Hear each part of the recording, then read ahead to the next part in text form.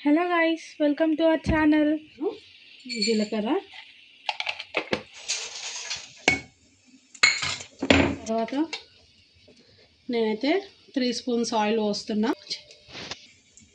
నూనె బాగా వేడెక్కాక 3 పచ్చిమిర్చీలు,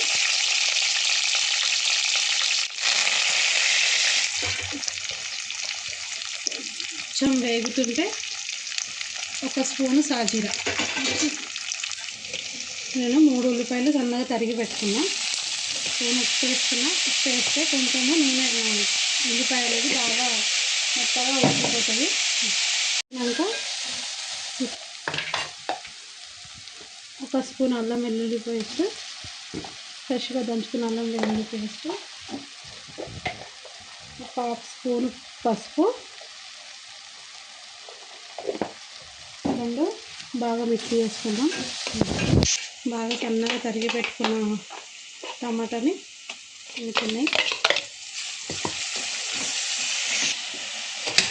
నేనైతే 3 స్పూన్లు 3.5 కారం వేస్తానండి. నేను కొంచెం ఎక్కువనే తింటాను.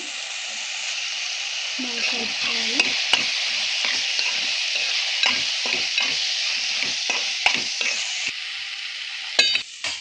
తర్వాత ఇందులో మనము గుడ్లు వేసేసుకుందాం.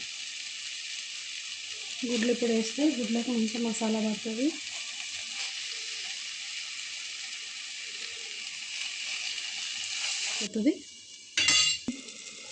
ఇంకా చూద్దామండి.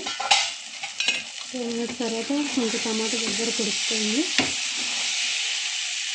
నేను ఆల్రెడీ చింతపండు కొంచెం బాగా మరగబెట్టి పెట్టుకున్నాను. వాటర్ ఇందులో పోసేస్తా.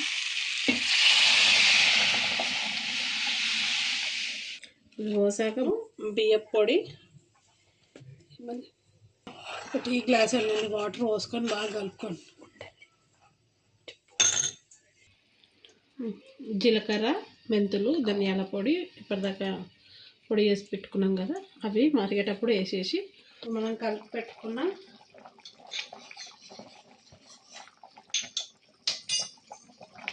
బియ్యం పిండిని పోసేద్దాము. మీ దగ్గర బియ్యం పిండి లేకున్నా సరే 1 స్పూన్ కార్న్ఫ్లోర్ అయినా లేకపోతే శనగపిండి అయినా పర్లేదు. అయిపోయింది.